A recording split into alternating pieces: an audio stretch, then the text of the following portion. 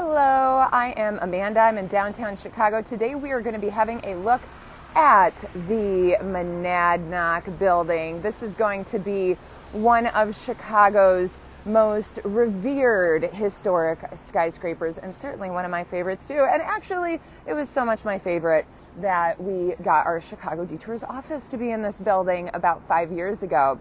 So I am Amanda. This is Chicago Detours. We do these live Facebook feeds twice a week, 10:30 a.m. on Wednesdays and Saturdays.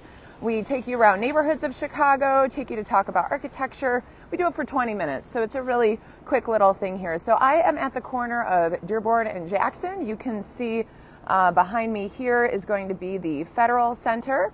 And I am going to, good morning everyone. Thanks for joining me, those of you that are here.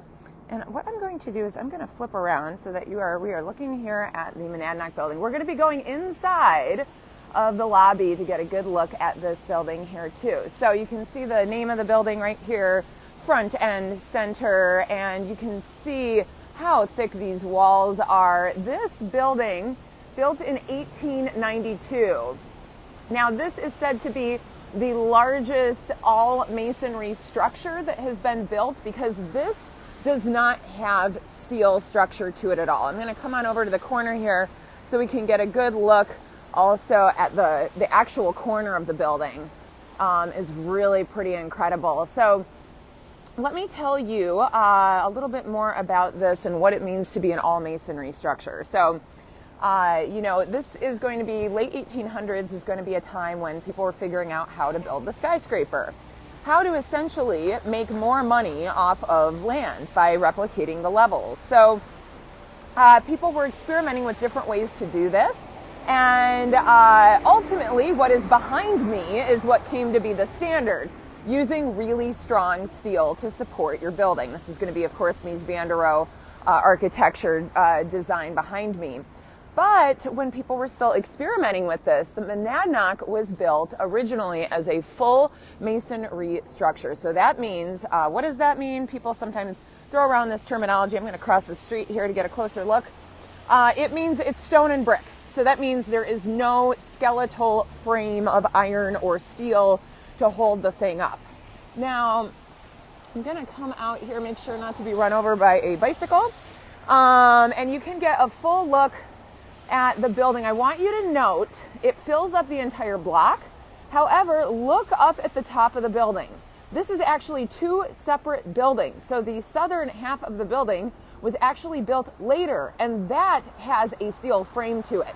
Look at the section of the building that's closer to the sidewalk, and you can see right there how it's different as well down closer below. So these are actually two separate buildings, but from the inside you would never know it. Now, one of the things that's so incredible to me is about how, if you really think about what it was like to build this thing, each and every brick had to be measured. And look at the corner, keep looking at the corner. It starts out as a very sharp edge, and then slowly, it becomes curved up until the very top. It is a full curve. That practically put the entire building off a budget because of trying to be able to make that curve on that edge happen. This was all inspired by, historically, the great masonry builders, of course, were the ancient Egyptians. Look too at these incredible bay windows. Each and every curve of that brick had to be measured precisely to be able to make this happen. Now, before we go inside of the Monadnock Building here, I want you to look at how thick the walls are. In places, they're 6 feet thick. As you go up, they actually get thinner because, of course, you don't want all that weight. You want the least amount of weight as possible. You can really see the thickness change in the windows. These ones right here, they start to get little, and much thinner. And this is because, think of if you've ever looked at medieval architecture, you have to have thickness on the walls on the bottom because you have to be able to support all the weight that is above you. So this is what is going to be, it's like I like to call this building like the dinosaur of the skyscraper. This sort of approach to building a skyscraper very quickly was not the most efficient and profitable of ways to do it. However, the building, clearly it was successful because it built the second half subsequently the year after. Now, I'm going to be talking a little bit too about the evolution of the building because it's really pretty incredible to think about how it came to be where it is now. So those of you that are just tuning in, thanks so much for joining me today. We will be having the recording of this video after a few days. We put that up on our YouTube channel. Make sure to subscribe there. So I'm coming, I gotta make sure my mask is on. And I am now inside of the lobby. So one of the things that's unique about this building is that they specifically chose to only have retail tenants that could have existed during the time that this was originally built. So here is going to be Optimo Hats. You can see the sign here. And they are a hat maker. They make hats in the old tradition. They actually originally are from the far south side. And people definitely marvel at these. I think the prices start around $500. But they're normally open. At least when I've been down through, I don't come to the office that often right now, but certainly it seems like they're open as a business, even though they aren't at the moment. Now check this out. This is a mailbox. And if you can see, so this little pipe right here, that's going to be on all the levels. You can drop your mail into the slot and it will fall multiple stories to be able to make it into your little mailbox here. The thing is, I think they actually blocked off those little slots on the upper levels because someone kept shoving in packages that were too big and then they would get stuck. So now you actually have to walk down here. But let me tell you a little bit about the evolution of this building. So we can see it looks very historic now, but it hasn't always looked this way. So over the years, as tenancy changed in downtown Chicago, the building was originally built to have just all small offices in it. And over time, though, people, these buildings had to get creative with how to keep their tenants. So they kind of Frankensteined the building over time and allowed their tenants to be able to modify their offices according to their likings. There were parts of the building, like distinct sections of the building where like a law firm had multiple levels and had their built around staircases and everything and remodeled and all of this.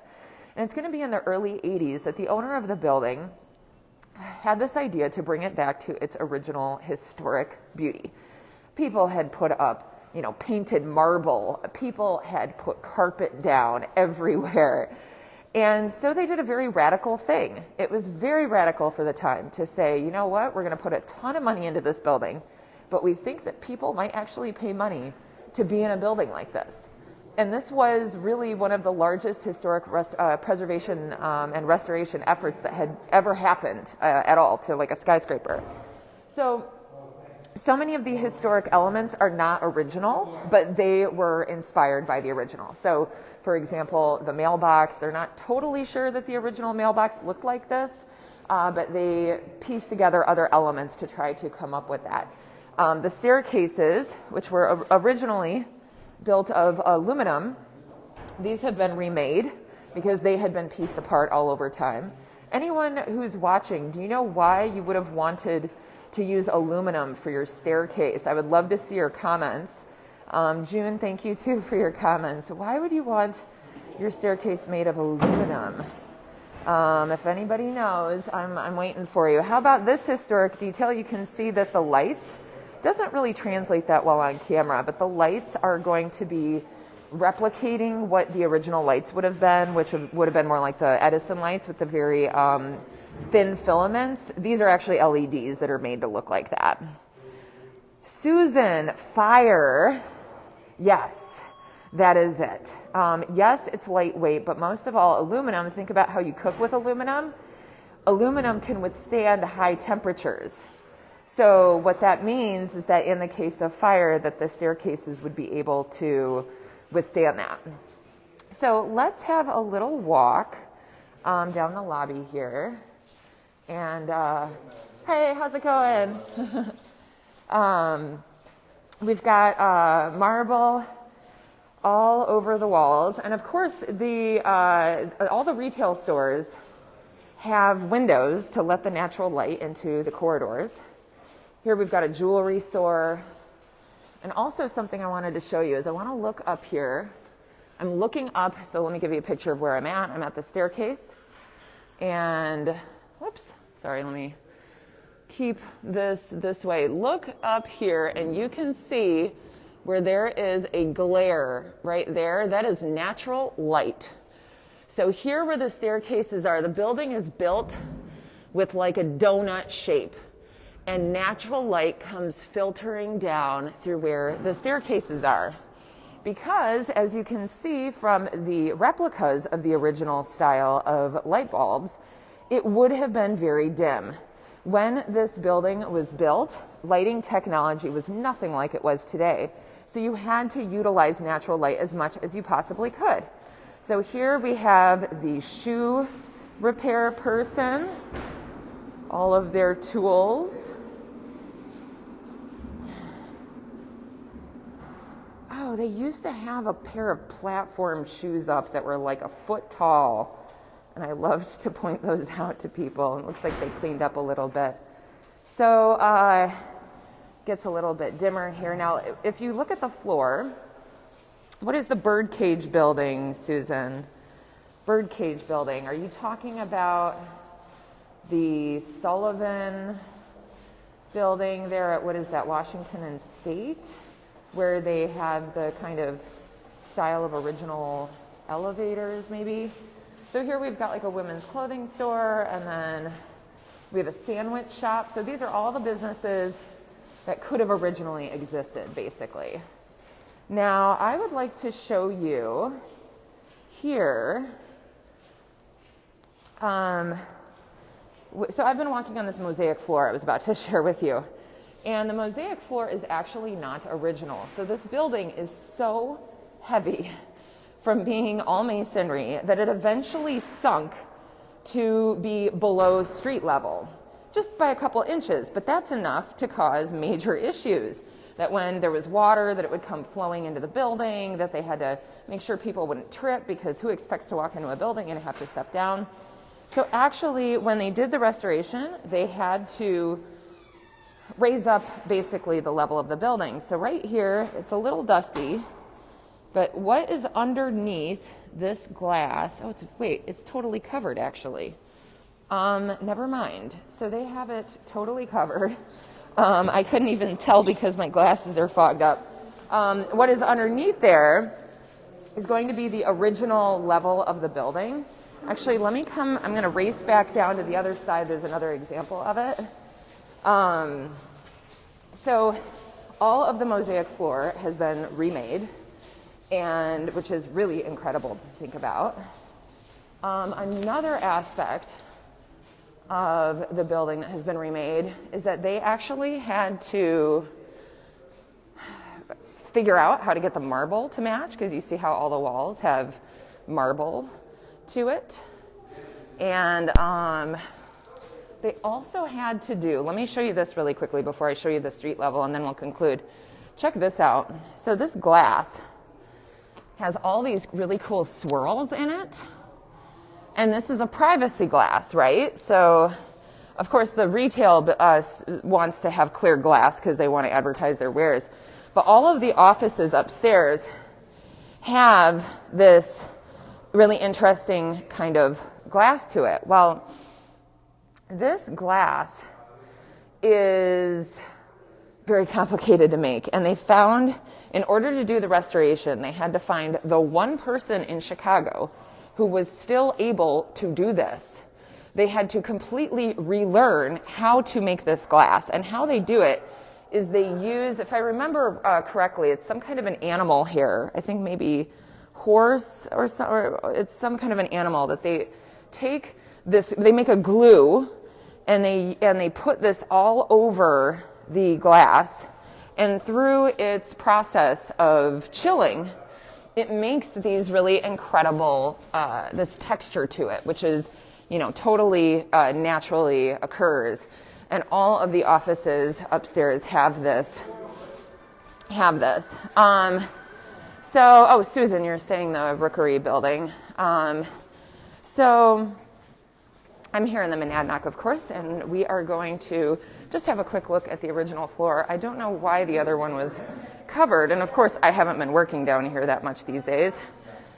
Here we are. So here we can see the original floor from 1892. So I've got the carpet here, and I'm raising it up, and then you can see the original mosaic. I know it looks like you're looking at something from ancient Rome underneath this thing.